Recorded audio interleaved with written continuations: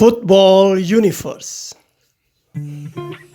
Bersama Dejan Savicevic, striker yang satu ini adalah andalan AC Milan yang berhasil mengalahkan Barcelona 4-0 di final Piala Champions 1994. Dia adalah Daniel Mazzaro. Berikut kisahnya. Please like, comment, share, dan subscribe channel ini jika cerita-cerita sepak bola kami bermanfaat. Pada 23 Mei 1961, lahir seorang anak di kota Monza, Italia, yang diberi nama Daniel Emilio Mazzaro. Dia pun tumbuh menjadi anak yang mencintai sepak bola, karena lingkungan sekitarnya sangat mendukung. Sejak kecil, Mazzaro dan teman-temannya senang sekali memainkan si kulit bundar di lapangan kota.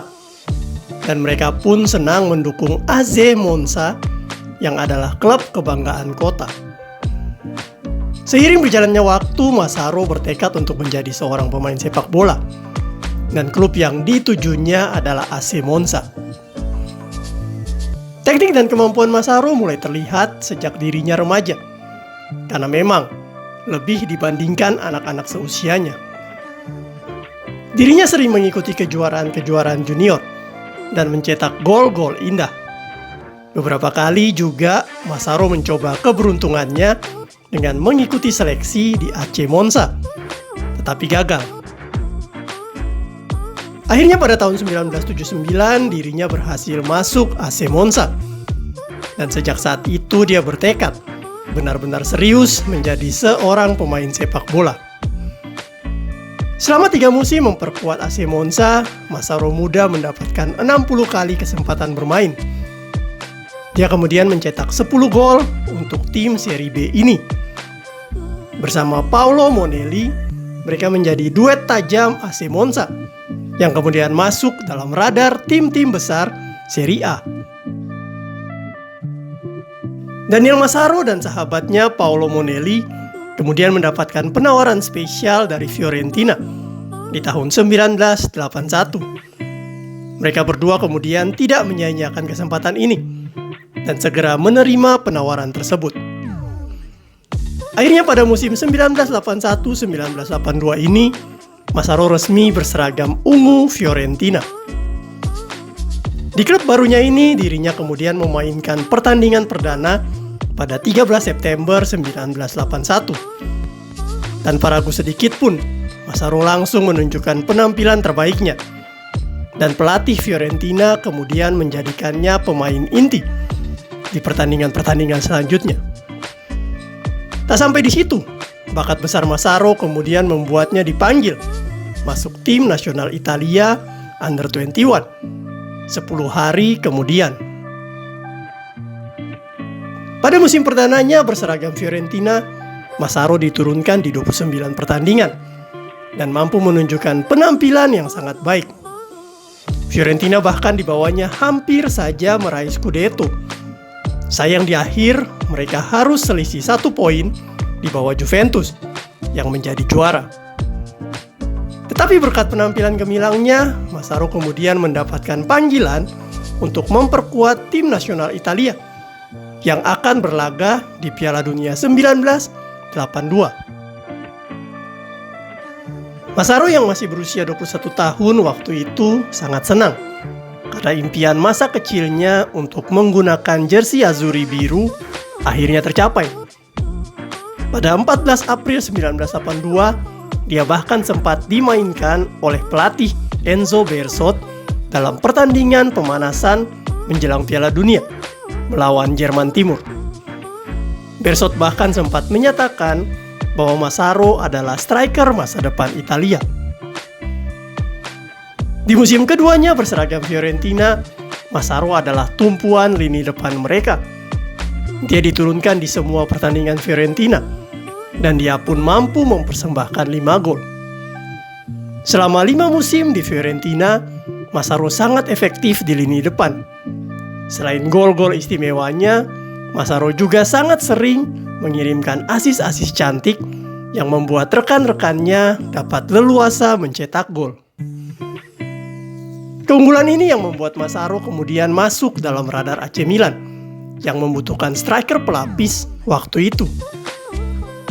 Maka pada tahun 1986, Massaro kemudian dibeli AC Milan dari Fiorentina. Dan dia pun sangat senang karena AC Milan merupakan salah satu klub idamannya.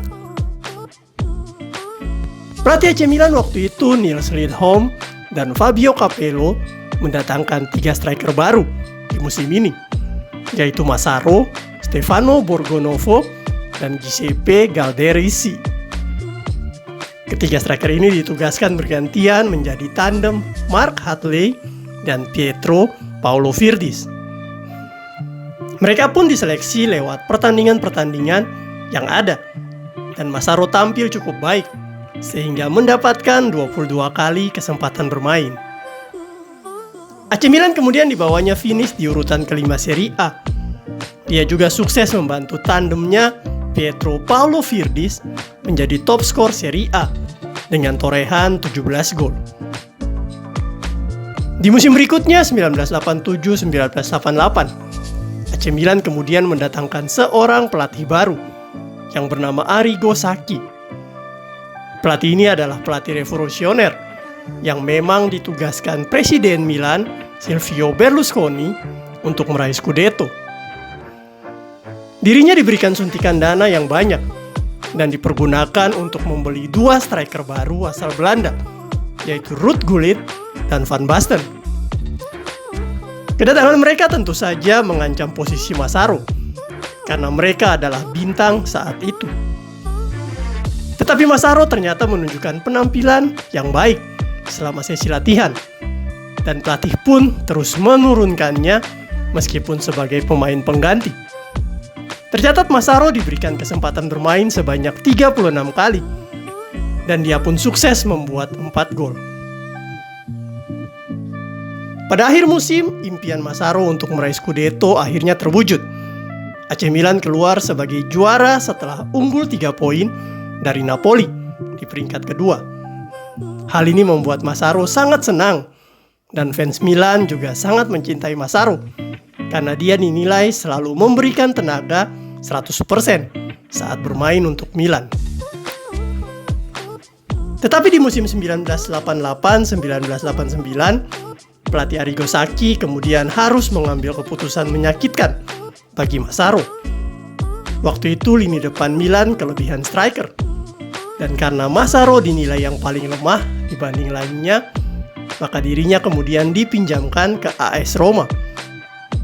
Massaro menerima keputusan Sacchi ini dengan lapang dada, dan dirinya bertekad membuktikan bahwa dia bukanlah striker terlemah di AC Milan. Maka dia pun tampil sangat gemilang bersama AS Roma. Sebanyak 30 pertandingan dimainkannya, dan yang mengejutkan, dia mampu mencetak 5 gol untuk mereka. Karena penampilan gemilangnya, maka Sacchi kemudian memanggilnya pulang untuk memperkuat Milan di setengah kompetisi sisa. AC Milan kemudian dibawanya meraih juara Liga Champions, juga juara European Super Cup dan Intercontinental Cup. Hal ini membuat AC Milan menjadi klub paling hebat di Eropa waktu itu.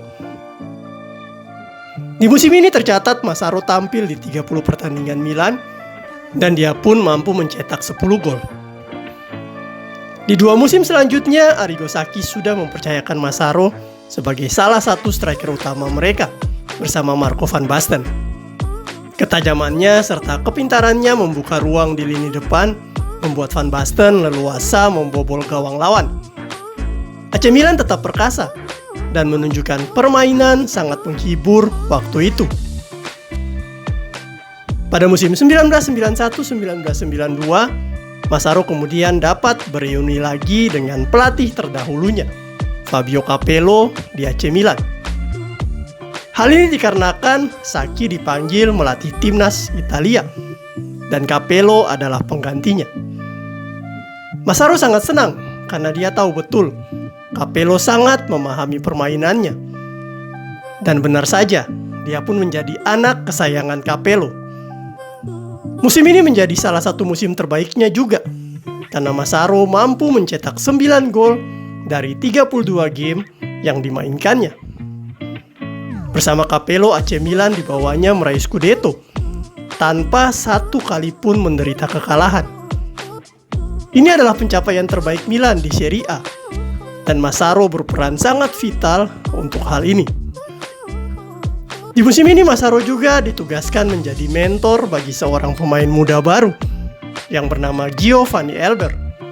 Pemain ini di kemudian hari menjadi bintang besar Bayern Munchen. Kebersamaan Capello dan Massaro ternyata tidak sampai di sana. Mereka pun membuat AC Milan mampu meraih Scudetto beruntun di 2 musim berikutnya. Massaro bahkan mampu mencetak 11 gol di musim 93-94 dari 29 kali pertandingan yang dimainkannya. Gelar-gelar bergengsi terus berdatangan dan AC Milan kembali menguasai Italia dengan perkasa. Tetapi bagi Massaro, kemenangan yang paling fenomenal baginya saat bersama Capello adalah di pertandingan final Liga Champions 1994. Waktu itu AC Milan menghadapi salah satu raksasa Eropa, Barcelona. Tim ini disebut The Dream Team karena memiliki skuad yang sangat lengkap, serta gaya bermainnya sangat modern. Karena dilatih oleh salah satu legenda sepak bola Belanda yang bernama Johan Cruyff. Sebelum pertandingan, bahkan media-media Eropa telah memprediksikan AC Milan akan dikalahkan Barcelona dengan mudah. Tetapi hal ini tidak menyurutkan semangat AC Milan, Capello, dan Massaro. Mereka tetap tidak gentar menghadapi Barcelona. Di babak pertama, memang Barcelona mendominasi permainan, dan mereka pun mendapatkan beberapa kali peluang. Tetapi di menit 22, Massaro membuka keran gol Milan dengan tendangan cantik. Barcelona kaget seketika dan meningkatkan serangan mereka. Terlihat Ronald Koeman sibuk menyusun serangan. Pep Guardiola mencari celah Milan, tetapi Milan tetap tampil kompak. Mendekati penghujung babak pertama, Massaro kemudian mendapatkan umpan crossing dari sisi kiri lapangan. Tanpa ragu sedikit pun, Massaro lalu menendang dengan keras ke arah gawang Barcelona dan menjadi gol kedua bagi AC Milan.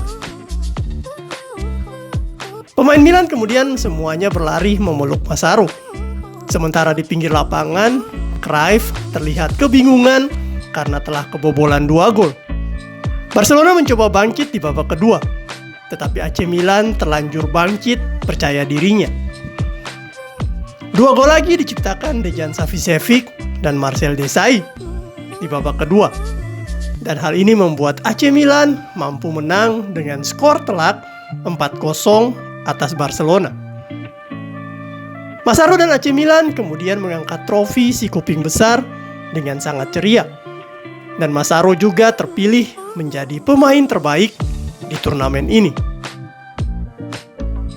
Ini adalah puncak karir Massaro di AC Milan. Dia kemudian sempat bermain 1 musim lagi di AC Milan. Tampil sebanyak 19 kali di musim 94-95 dan mencetak 3 gol.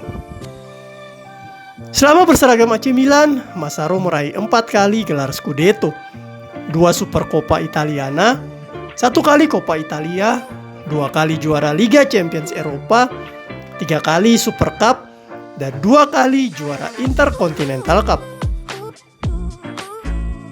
Untuk timnas Italia, seperti disebutkan sebelumnya, Massaro pertama kali bergabung di tahun 1982.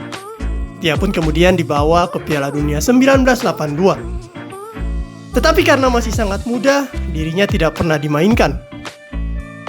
Pada waktu itu, Italia akhirnya keluar sebagai juara Piala Dunia. Dan Massaro juga berhak mengangkat trofi tersebut meskipun tak pernah bermain. Massaro kemudian sering keluar masuk timnas dan melewatkan 2 kali Piala Dunia, yaitu 1986 dan 1990. Tetapi saat berusia 33 tahun, dia akhirnya kembali dipanggil Arrigo Sacchi untuk memperkuat Italia di Piala Dunia 1994. Kali ini Massaro menjadi tandem Roberto Baggio di lini depan, dan dia pun diturunkan di 6 pertandingan Italia. Dirinya berhasil mencetak gol saat Italia versus Meksiko di babak 16 besar, dan hal ini membuatnya menjadi pencetak gol tertua untuk Italia di Piala Dunia. Italia kemudian dibawanya masuk babak final Piala Dunia untuk menghadapi Brazil. Di babak final ini, Massaro sempat mendapatkan satu kesempatan emas saat dirinya berhadapan 1 lawan 1 dengan kiper Brazil. Tetapi dia gagal mencetak gol ini. Dirinya kemudian juga mendapatkan kesempatan mengeksekusi penalti di babak penentuan. Tetapi sayang penaltinya juga gagal. Italia akhirnya kalah dari Brazil di babak adu penalti, dan Massaro hanya mendapatkan medali perak di lehernya. Massaro adalah salah satu pemain paling berharga yang pernah dimiliki AC Milan ataupun Italia. Dirinya memang dikenal sebagai seorang striker haus gol dan kreatif dalam membuka ruang. Kemampuan lainnya juga adalah dia mampu mengirimkan asis-asis cantik kepada tandemnya. Tetapi yang banyak orang tidak tahu, Massaro ternyata pernah bermain di semua posisi sebagai seorang pemain. Dia pernah bermain sebagai fullback saat di Monza. Dia juga pernah ditempatkan menjadi seorang gelandang saat di Fiorentina dan AC Milan. Hanya posisi kiper saja yang tak pernah dimainkannya. Karena kehebatannya ini, Massaro diberikan beberapa julukan oleh fans Milan, yaitu Providenza yang berarti terhebat seprovinsi, San Mazzaro yang berarti orang suci, serta Super Sub karena dia sering mencetak gol saat menjadi pemain pengganti. Sampai selama-lamanya, Massaro akan dikenang sebagai salah satu pemain legendaris AC Milan yang menorehkan sejarah indah.